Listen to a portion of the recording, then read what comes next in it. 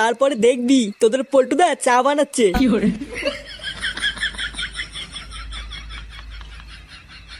একই মানে তোরা মাল খাচ্ছিস আমাকে বলিসনি তো? কান কি ছেলেগুলো, তোরা কি আমাকে ক্লাবের সদস্য মনে করিস না নাকি? আরে ফুটো, তুইও তো খোঁজে আছিস কেন? আরে ভাই, তোর জন্যই তো অপেক্ষা করছিলাম। বস বস। বাড়া, ওই ঢ্যামনা শুধু সেটা আমি ভাঙবই। লেওরা নিজে চিকেন দিয়ে ভাত খাবে আর আমাদের জন্য ঘি। কি বলছিস লেওরা? কিছুই তো বুঝতে পারছি না। কি হয়েছে তোর, একটু খুলে বলতো।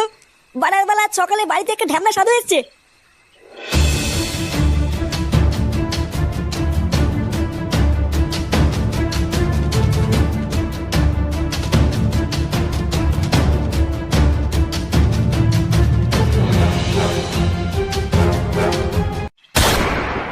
কি বলছিস?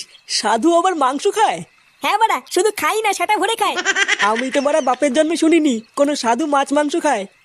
বুঝলা পল্টুদা, আমার মনে হচ্ছে মালটা পুরো জালি। হ্যাঁ রে, আমারও তাই মনে হচ্ছে। তুই চাপ নিস না ফুটো, ওই মালটা যদি সত্যি সত্যি জালি হয় তাহলে আমি কথা দিচ্ছি ওই চোদনা কাল সকালে সূর্য দেখতে পাবে না।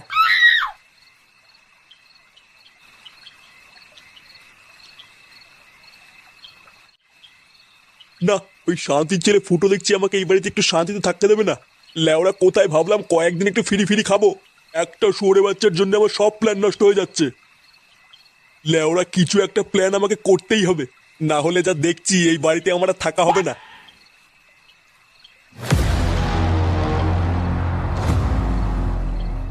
এবার কাল থেকে দেখছি আমার নতুন চালটাই চালতে হবে। কান কি ছেলে, ছাড় মারা ছাড়। পাঁচজন, ওর সেটা আমি ভাঙবই। ফুটো চুপ কর চুপ কর, এখন কিছু করা যাবে না, আমরা পরে সেটা ভাঙবো। এর ভণ্ডামে যদি আমি বার না করি লেওরা আমার নামও পল্টু না। কিন্তু বলে এখন কিছু করা যাবে না। শুয়োরের বাচ্চা।